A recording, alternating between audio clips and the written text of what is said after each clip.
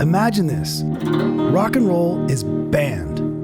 Not only that, if you're caught with long hair or wearing jeans, you are labeled a diversionist and subject to police harassment. Why? Because you live in Cuba and you love rock and roll. Then in 2016, something changes. 500,000 people converge in Havana to see the greatest rock and roll band ever. I'm Philippe Jolicoeur, and I was there, man. This was the first time Cubans were allowed to see any major Western act since the Revolution of 1959. And over the span of 6 months, Havana hosted the Pope, the President, and Keef Richards. It's difficult for us to comprehend what it would mean to live in a full-blown communist state. We have always taken our love for and access to rock and roll for granted. Our storyteller Philippe shines a light on the profoundly emotional experience of the Cubans in attendance that magical night in 2016. So, who was the band? The world's greatest rock and roll band, the Rolling Stones.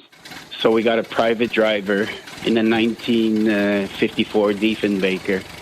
We're so lucky we got to be there front row right at the beginning while they were setting up. And little by little, the place filled up, and the faces on the Cubans to finally, this was the time with Obama where people had tons of hope. The Pope had come, Obama had come, and now the Rolling Stones, people were ecstatic. And I had seen these guys many times before.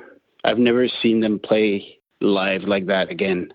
It was just amazing. Why? Because there was this feeling in the air of like freedom all of a sudden coming to them. Like they weren't even allowed to have Rolling Stones records or cassettes, or, you know, the Rolling Stones music was banned. So for them to see them finally live, people were literally crying. They never thought they'd be able to experience something like that in their lives.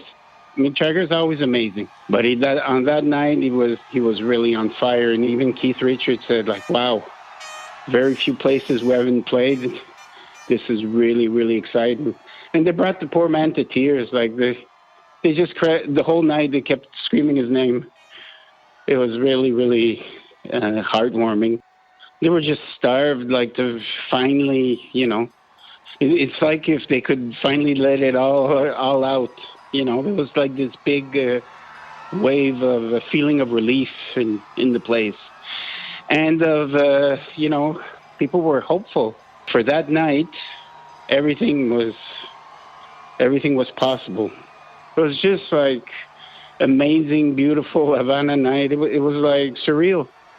And, you know, you didn't want it to end.